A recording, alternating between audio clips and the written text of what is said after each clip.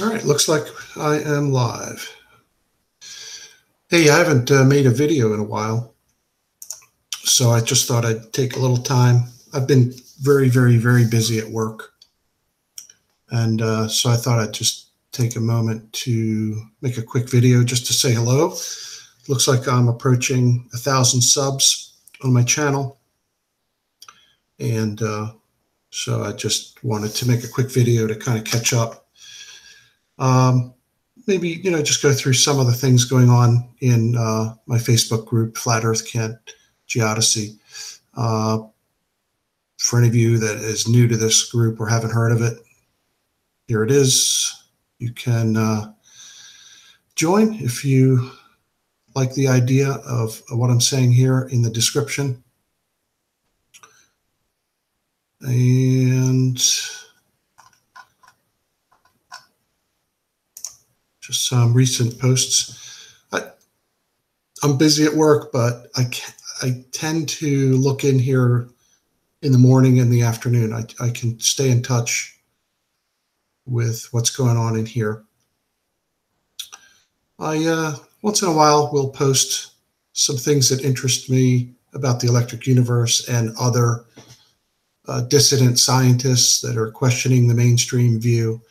I take some heat for that now and again. I try not to post too much of that stuff in this particular group, which is more focused on flat Earth and in contrast to geodesy.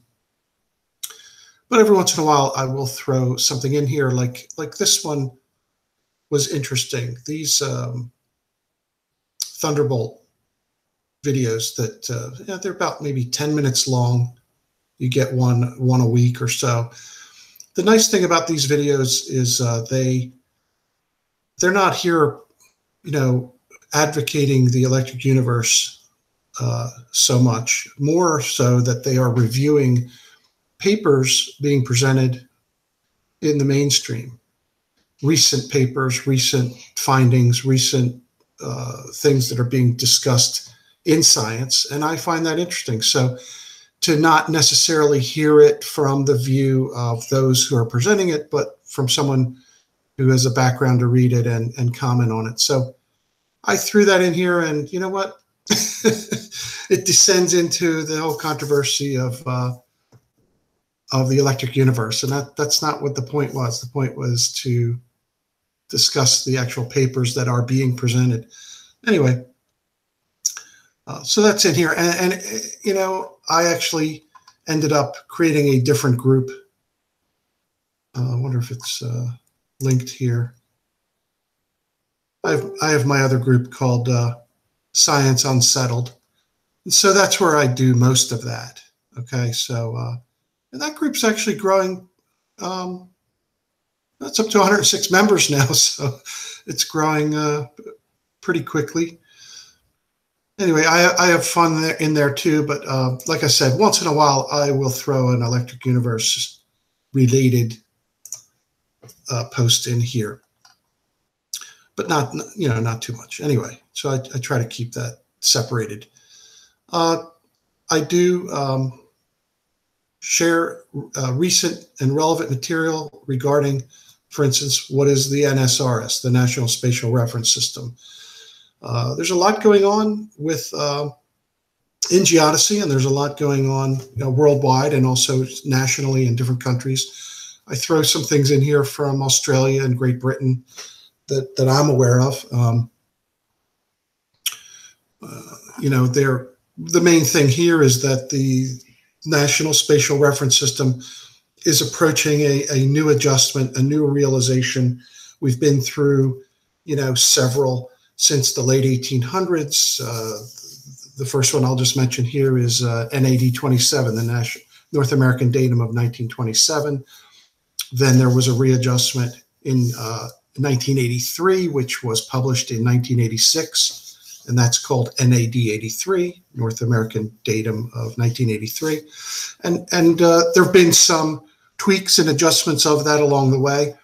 Why? Well, because we can measure better. We have better understanding of things. And so we're approaching a new one that I think they're slated for 2022.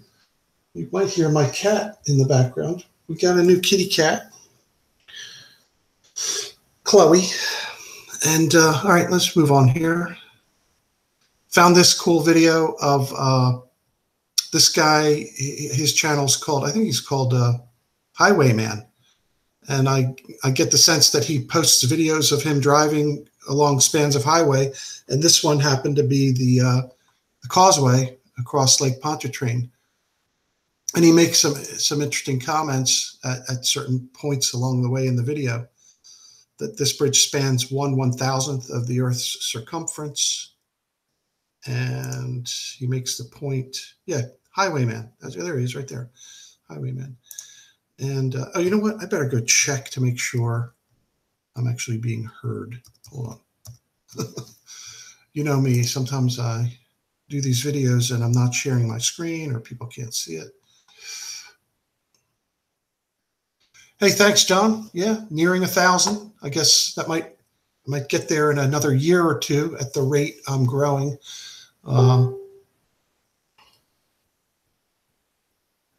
So anyway, so you guys can hear me all right? I'll turn on the video, on the volume here.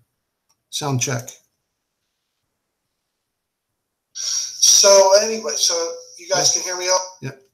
All right, so I'm coming through loud and clear. Good deal. Thanks, guys. Oh, wait. Did I just close that? Daggone it. No, I didn't. I wanted to say, hey, thank you, Hugo. And okay, good. All right, I'll check back with the chat in a little bit. Let me keep going here. I'm just kind of doing like a review of the Facebook group. Here's an interesting point he makes here. Because of the curvature of the Earth, no land is visible from the center span. I think it would be awesome to, if we could get permission to maybe occupy one of those crossovers that's near the middle and do some observations, you know, that would be neat. Not sure if Soundly could arrange that. All right, so I posted that in here, had some discussion with Soundly and others. What's this one? Flat Earth Math has been really active lately on his channel, and he's beginning to have some, you know, open forum type discussions on Saturdays. And I really liked the videos he put out recently of, you know, doing observations on the solstice. We did not, I was really planning to do that myself. I wanted to observe for latitude yesterday or the day before. But we had rain here and, you know, there was no sun to be seen. So that would have just been fun. You know, if I really want to know my latitude, I just use GPS. It works perfectly well for that. Oh, Walter. Man, we love you, Walter. We really do. He emailed me his latest advanced Earth curvature calculator. Folks, you just got to look at this thing. Here, I'll just bring it up. I haven't tried using the latest tweaks that he's done to it, but I mean, it's just the one-stop shop for everything. It's just fantastic. I think what I want to do is now that I have the computations completed for the target heights of George. Let me try it. Hatchnack. George's targets on Rainy Lake. I'm going to try to play with this calculator to see what that might look like. And what we're waiting for, you know, George is pretty busy this summer, but I know he's going through his videos and pictures. Once we have some good selected photographs and also, you know, Soundly's recordings as well, it'd be great to give those to Walter, and he might be able to add that to his section where he compares, you know, reality to the models. That's this is just an incredible piece of work here. So anyway, make you all aware of that. That is here, and I've shared that in the group. There was a hangout the other night. I missed it, but caught it afterwards. Sean Hufford and company, Red's Rhetoric, I think, and Jared were there, and Jarenism joined them, and I caught the part where they're really getting into the nitty-gritty of discussing the perspective formula. Jared has his own version of a formula. They both attempted using it.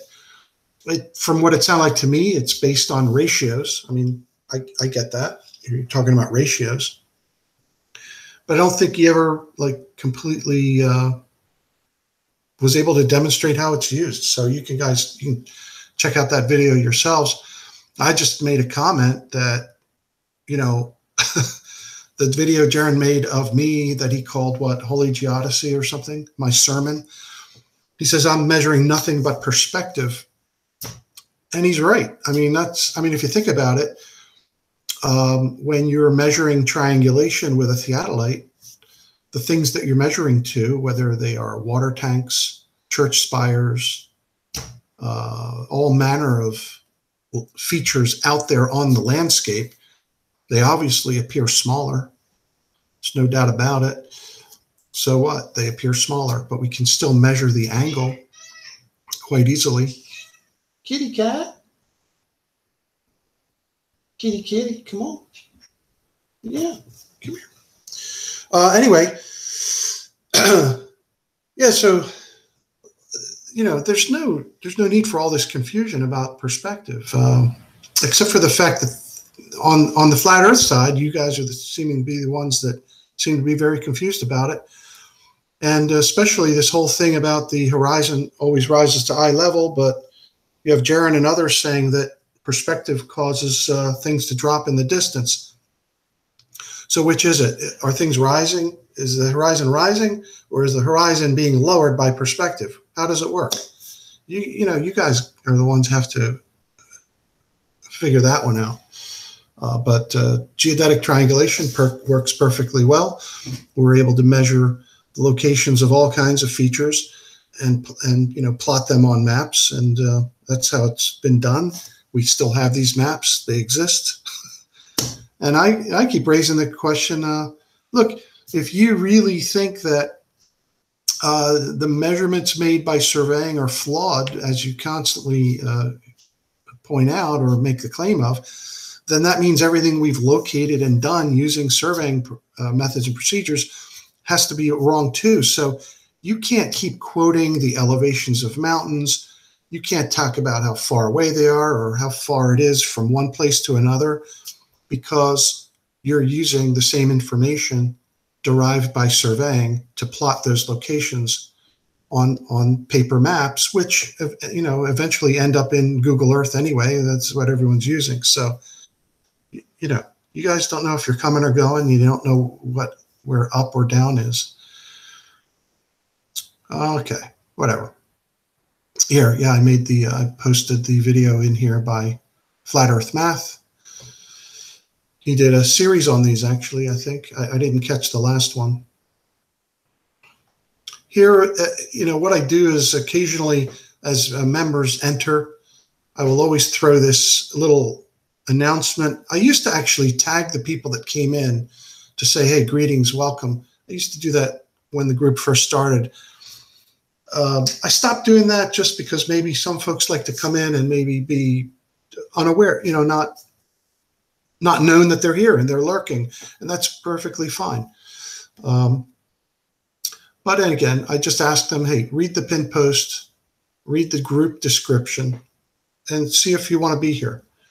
So we gain a few and we lose a couple. Every once in a while, this number vacillates. It goes up and down.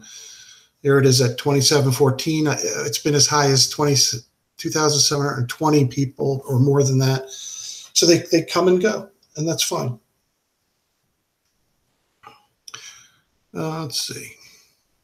Chris made a nice post here. He's just talking about, how long it's been, how much evidence has been presented, and so forth. And it was a nice discussion in here.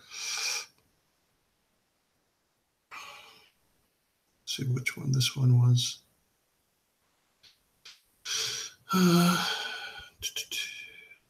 Trying to remember what this was.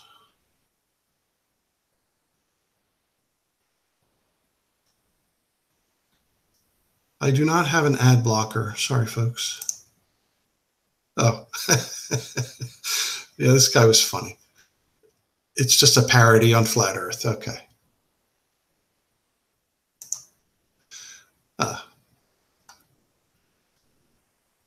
Here I was asking about Chris Van Matry.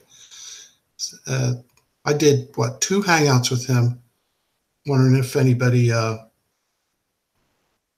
has, I don't watch a lot of Flat Earth videos or the Hangouts and things, so I don't know what's going on.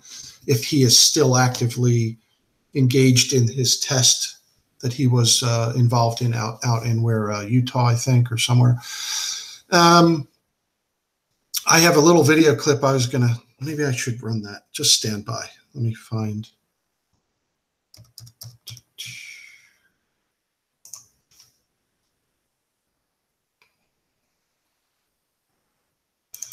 I was going to make a quick video of this, but I'll just do it this way.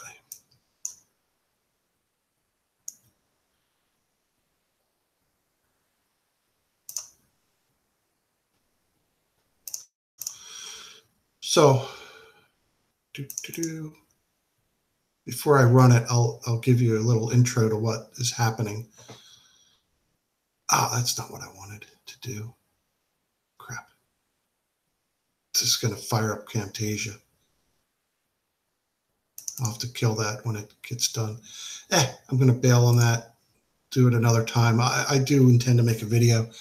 It's just a section of the video where Chris Van Matry is pointing down on a whiteboard, and which is a sketch of the globe and all this, and I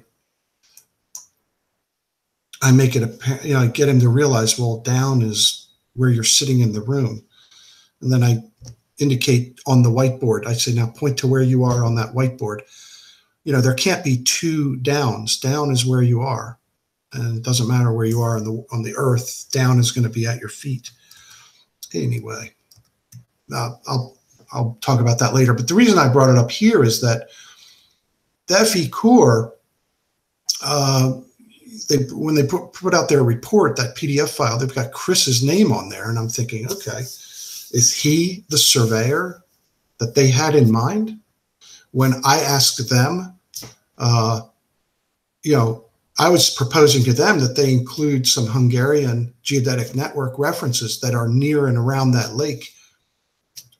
And they assured me, they've got a geodetic surveyor involved and so forth. And, obviously they never bothered to make any ties to the very thing that they're trying to disprove.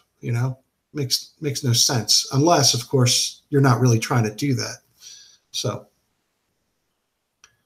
anyway, I'd be interested in anybody got any updates on how Chris is making out with his test to prove there's no curvature on Earth. This guy keeps showing up, and he keeps trying to post this video, and I'm like, it's not going to happen. Read the group description. We're not here to go over reruns. So if you want to just keep blasting and what do you call it, spamming groups with these videos, that's not what we're doing here. We're trying to have a real conversation about observable data, repeatable observations. So not going to happen. So obviously that thing got deleted. Let's see. Oh, the Lord Stephen. I think he might. Whatever. You all aware that he posted this death threat video, which is now taken down. It's gone. But Steve McRae makes mention of some interaction he's had with him. I've had a little bit with that guy. I wish him well. I just, hate to see somebody in so much trouble or in such a state of mind that they would, behave like that. And I don't know. I can't figure that guy out. Whatever. This is a cool video. You ought to watch this. It's a little parody or is it, I say? This is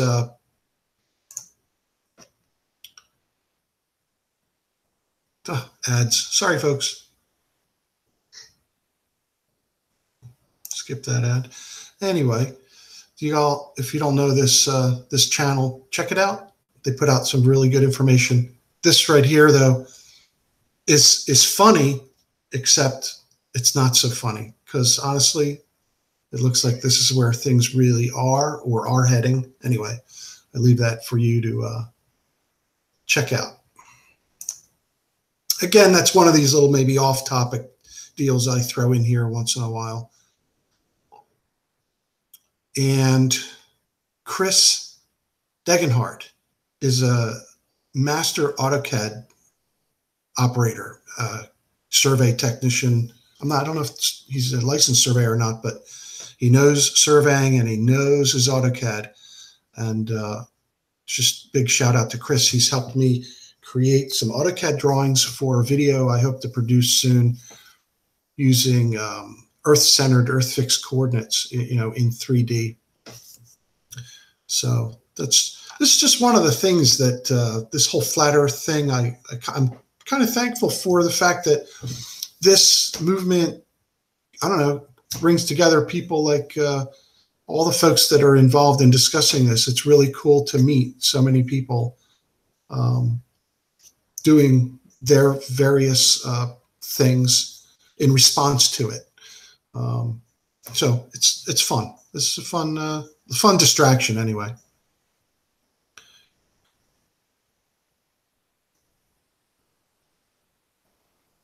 The principal.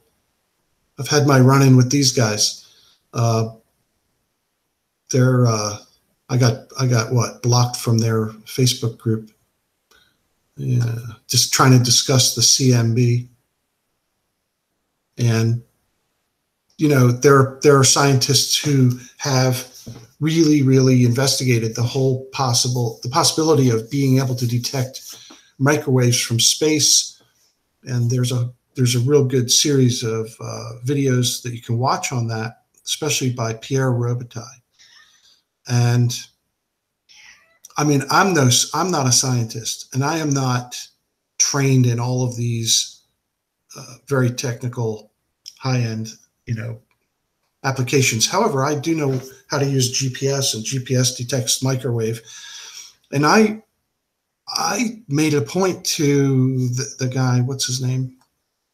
I'm pretty sure it was this guy, Sungenis, that I was discussing with him on Facebook about a year ago. And I said, listen, I could take my GPS antenna and flip it over on the ground. I can put it in the garage, and it's still going to pull signal from the satellites. I mean, it basically just trying to corroborate the idea that these microwave horns on these satellites can be detecting microwave from other sources, and they did not account for that. So this is it's a very interesting controversy about what they claim the CMB, if the CMB is really even there, if they were able to truly detect it, and did they truly present what they consider their observations, if they were really analyzed correctly, because there are satellites at L2 which are situated very far away from the Earth, and they are not detecting microwave. So Pierre Robitaille talks about that they are most likely detecting microwave from the Earth, out of the Earth's oceans and stuff. So, just it's like everything else. We talk about flat Earth versus globe Earth. Well, there's a lot. Probably for everything that there's two sides or more than two sides, and there are people discussing these things. So, yeah, it's good. Let's see what else. I might end this soon. I don't want to go on and on and on. Yeah, look at that. It was 214 up above where I showed you, and it was 214 there. So once in a while, you'll get 3 or 4 people come in, and then and then some leave. You know, I don't keep track of who comes and goes.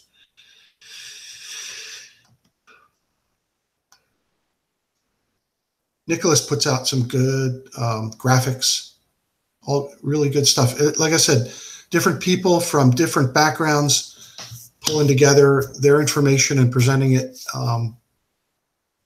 you know, just as they see it. And that's what we're trying to do here.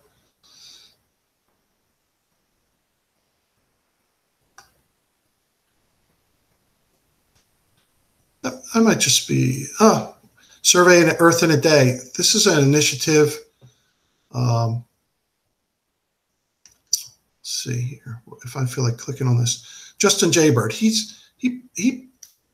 has been doing this for 7 years, getting people to go out, collect GPS data on that day, and you know, process it. So you can go to his site and check it out, see how many people they had participate. I was promoting it as much as I could, and I didn't do it that day. I was definitely way busy. I'm working on a project involving tunnels, which is new to me. I've done some small tunnel work, but I'm involved in some larger tunnel projects now, which is really interesting. You're underground, so you're definitely not using GPS. So you have to rely on other means to determine your directions. One of them are gyrotheodolites. Again, another topic discussed in Flat Earth, whether or not gyros work or not, or if they can work on a globe Earth or flat Earth. You can delve into that whole conversation. They seem to be working well for us, so I don't know.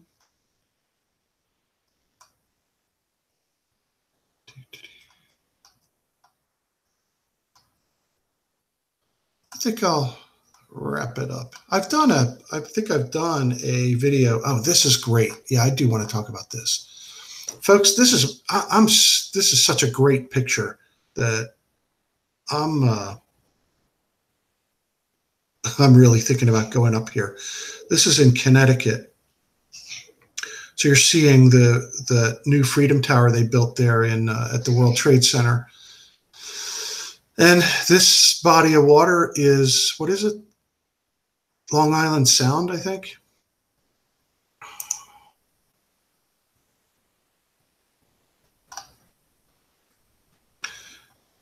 It's just, I thought this might have a map of where it is.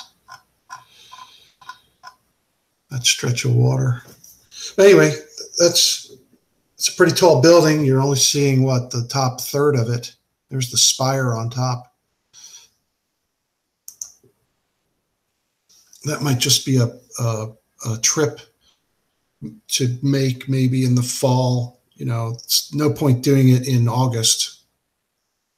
Got to do it with clear visibility.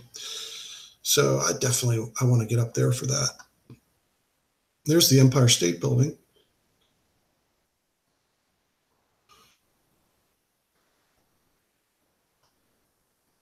There's another video by Charles, Flat Earth Math.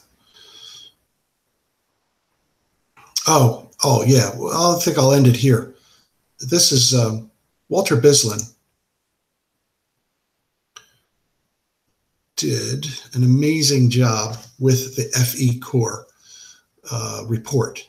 So, I mean, this is like the definitive that I've seen debunk or review, or I mean, he literally goes through their math and finds out like where they didn't convert from radians to degrees, minutes, and seconds, where they misapply the values and so forth. I mean, he just tears it to pieces. So error number one, you know, if I shared it here, I hope it's getting around. I hope people are seeing this. Error number two, the calculation error. So error four, I mean, it just goes on and on. You guys should really get a hold of this. If, you know, if this interests you, if you're interested in seeing an evaluation or a review of Flat Earth Core's glossy PDF pretty report.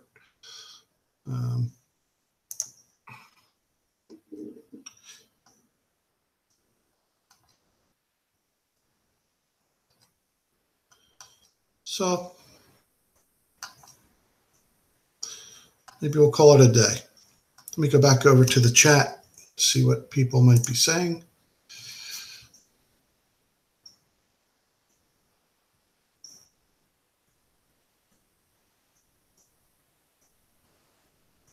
Flat Earth Reality is saying,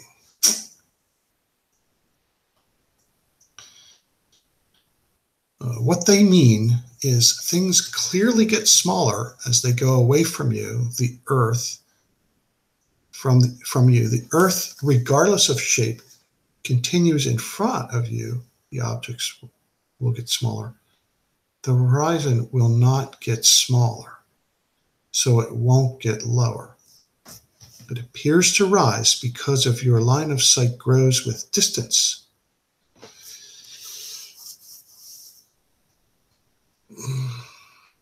Boy, if that makes sense to you, I'm just, you got more going on than I do. If the flat Earth is a reality and you understand what you just wrote there, you're not helping me see it. Okay. I don't see that, and the observations I make don't show that. So the horizon does not rise to eye level. I think so many people have debunked that or shown otherwise. It just doesn't do it. Can't help you, man. Anyway,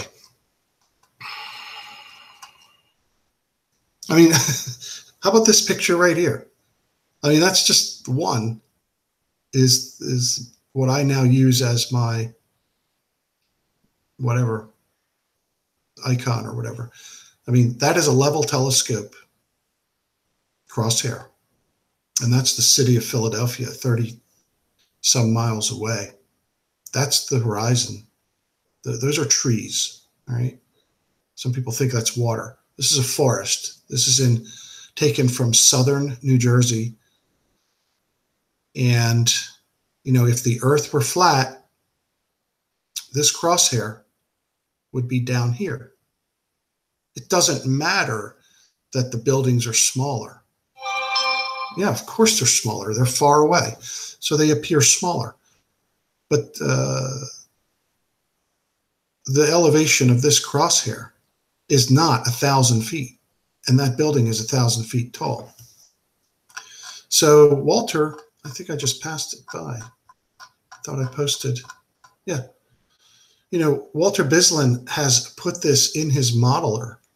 And you can look at this yourself, and you can click on it, whether it's a flat Earth version or the globe Earth version. So you can watch and see a model that predicts what you ought to observe. And the fact is that what we observe matches the model for the globe Earth. What we see does not match the idea being put forward by people who believe the Earth is flat. So it's really up to you guys to demonstrate that. Instead of constantly trying to bust the globe, why don't you just show us how the Earth is flat? Just do that. I've said that numerous times in this group. I've said it a lot, that if you want to make me a flat earther, just show me that the Earth is flat. Just go through the principles of geodesy and show me where they're wrong. Don't say, well, it's made up by Masons signed on to a pact to hide the flat Earth. Because if you say that, I'm going to say, really, how do they do it? Then you have to show me how they do it. That's not happening. And any flat earthers in this Facebook group stay pretty quiet. They don't have anything to say. So I'm happy they're in here, but they're not coming forward with any evidence to show us that the Earth is flat.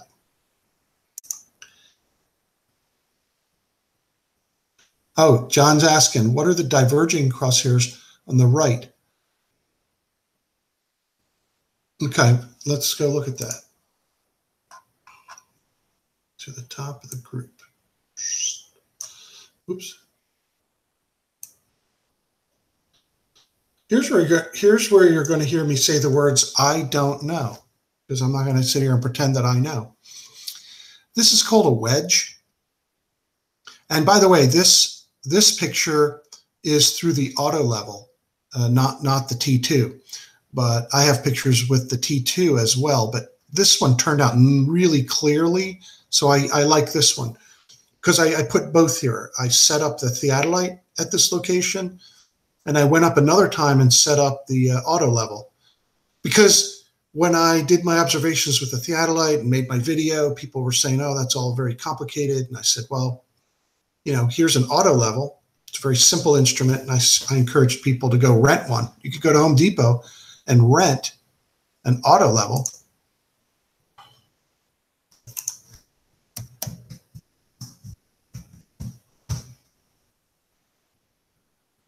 These things. Images. You know, there's all kinds of auto levels. They're just a really, really simple instrument that it has a circular level vial right there. And when you get the bubble in the center, the thing is level. That's all there is to it. There's no, and all you got to do is focus the telescope and take a look. So it's the same instrument that George Nachik is using on Rainy Lake. He's done it for 2 years now. So it's a very simple tool, very, very easy to use. And so anyway, there's an auto level. And that's what this picture is. And this is called a wedge. And I'd have to go look in the manual what that's for. I've never used it. I always just use the level to read the leveling rod for differences in elevation and everything. It's just, that's how we use it. This serves some purpose that I've never had need for and didn't bother learning. So that's me admitting something I don't know. So maybe after this, if people are really curious, we could look in the manual and find out what you do with that wedge. And this is cut off, so the wedge goes all the way over here and all over here.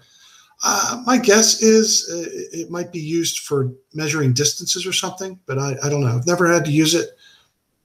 I just use the level crosshair right there. Sorry I couldn't answer that one. Let's see, where am I going? Oh, Camtasia came up. Let me shut that down. Where is that sucker?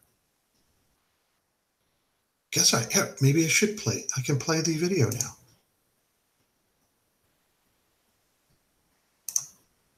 This one? Do I know how to use Camtasia?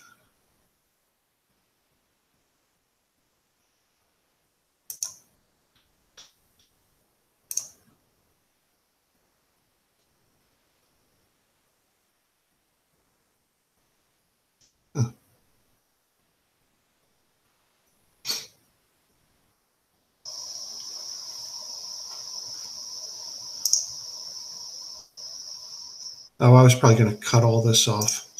But let's go back. Yeah, here we go. Let's go back to the survey. So the couple things you raised there that got you to think the Earth was flat was you came across something called the hollow Earth theory. You dismissed it. A couple days later, you thought about it. And what came across your mind was differential leveling. Is that what you said? Yes, that's the first thing that came across my mind. And what about differential leveling? What about differential leveling that gets you to think the Earth is flat? I was like, well, until I found out, I was like, level is level. To me, level is a flat line. But once I come to find out that the explanation of level is, if I set an instrument or a level up here, it's level. If I set an instrument down here, it's considered level. If I set one up here, it's considered level. So level, that most surveyors, and as a geodetic surveyor, you consider the level to follow the center mass of the earth, right? Well, when you pointed to your whiteboard there and you said down here, you mean down on that drawing? Down at the bottom, let's say this is... Well, you know, your drawing there, you could say up and down on the drawing, but, you know, right now, Chris, just point down, like where you are. No, not on your drawing. Point down. Oh, down? Yeah, that's down. So let's say if I set up a level at the North Pole, it's level. If I set up the level at the equator, it's actually sideways, but it's still considered level. Sideways to what? Sideways to the ball, the earth. Well, I mean, are you talking about like holding a globe up in the room and looking at it? Exactly. Yeah.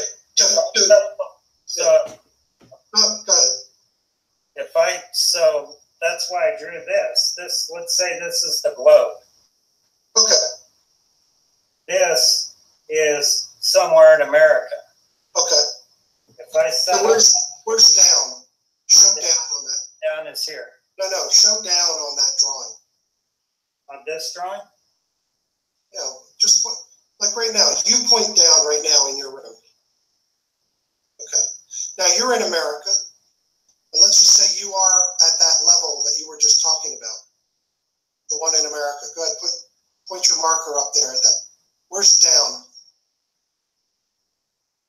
Down toward either the center of the earth or down this way? No. There's only one down. To the center. Down. Good. That's down. Now talk about the level at the North Pole. Up here. So where's his down? This way. Yeah. Now the South Pole. Same way. That's correct. So what you're saying is, wherever you are, you can point down, and if you're standing, it's at your feet. You just point at your feet. That's down. Right. But level is not a straight flat line. Level is... That's correct. Level is not a flat line. That's correct. You know, think of it this way.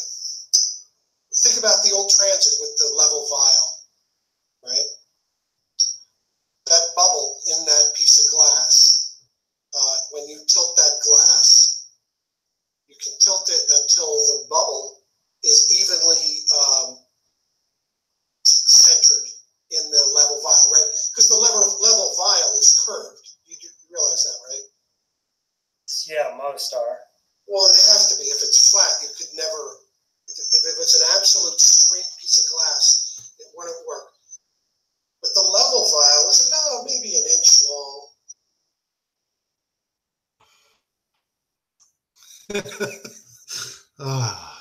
I think we'll end it there. I keep saying that because I just started this up with no real plan of how far to take this today. Let's see what's happening over in the chat.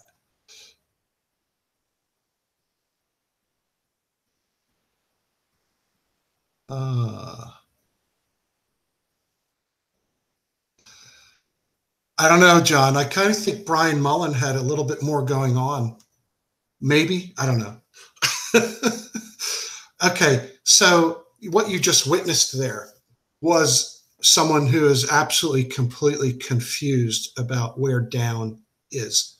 You can't have two directions that are down. So that's why I had him point. I just had him point simply at your feet. You know, where's down? There at your feet. And he's confusing that with down on his whiteboard. Yeah, the whiteboard has a down, and up is toward the ceiling. Whatever. It's just, I don't know. There's no words to describe that. Hopefully he's figured that out by now. And if he is doing a test, if he's continuing it, you know, maybe he'll finally figure out that the Earth is not flat based on his own measurements. I asked him to actually, if he is going to do any traverse work on that baseline that he's setting out, if he measures the distances with his total station instrument and he measures the vertical angles, he's going to find out that the vertical angles sum to greater than 180 degrees from one station to the next. And I think he was going a mile or more, maybe a couple miles. I forget what his plan was. But if he measures all those vertical angles, zenith angles, across those stations along that line, he'll literally be measuring an arc of curvature in his test area. So if he does complete the test, he really should share his observations just the way I share mine. Let's see what you measured, and then explain the result. You know, if the result indicates curvature, which it will, then, you know, if you still don't accept that, you have to explain why. You have to give an explanation for why it appears this way, but in reality, it's not. You know, it appears that he's measuring the Earth's curvature, but the Earth is flat, and here's why it appears this way. You have to explain that. Hey, I've been going about, I don't know, it's coming up on an hour almost. I think I'm gonna just say good morning to everyone. Have a great day. Thanks for stopping by. What I'm gonna do is I'm glad that the live chat is saved now. It didn't used to be, so I'll look at that later and see what people had to say, and maybe follow up on that. Or, of course, when this gets recorded, you know, leave some comments, and that's it. Like I said, I'm pretty busy at work right now, so I don't have as much time to, you know, spend with the fun that I'm having with this whole thing. But I don't know. I'm going to make some plans for the fall. And I do have some plans to do some observations of Philadelphia close by using some terrestrial photogrammetry techniques. Maybe I'll go around the city, you know, like north, south, east, and west, capturing some terrestrial photogrammetry that I think Sean Hufford was interested in doing some analysis on. So it's just a matter of finding the time to do it. And that's it. My kitty cat is here meowing again. All right, folks, I'm going to say good morning. Have a great day. Talk to you all again soon, hopefully. Bye-bye.